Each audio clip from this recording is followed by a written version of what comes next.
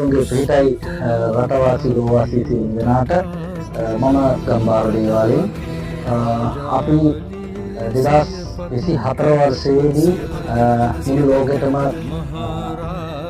කිව්වා මේ මහාමායා තෙල් එක පිළිබඳව ඔබට මේ පේන තියෙන තෙල් එක.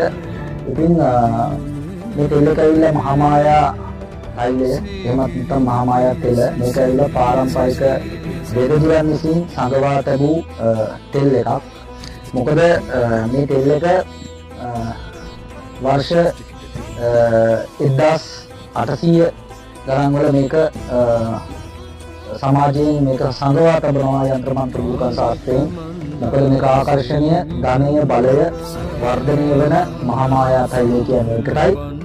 මේක නාරායන පරපුරට වෙන විශේෂ තෙල් වට්ටෝරුවක්. මේක රහස් වට්ටෝරුවකින් නිර්මාණය වෙන නාරායන පරම්පරාවේ එන තෙල් බෙහෙතක්.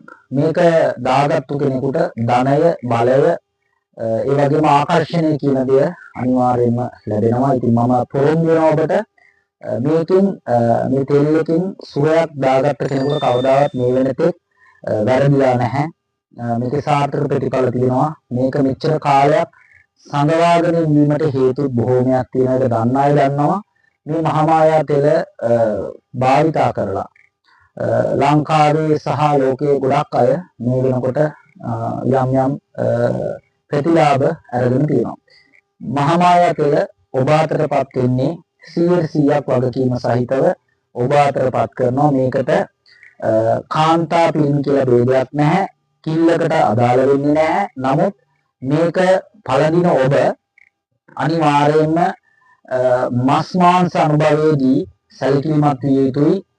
හරක් මස්, ඌරු මස් වැනි දේවල් අනුභවය කිරීමේදී මේකේ බලදිනීමේ හැකියාවක් තියෙනවා.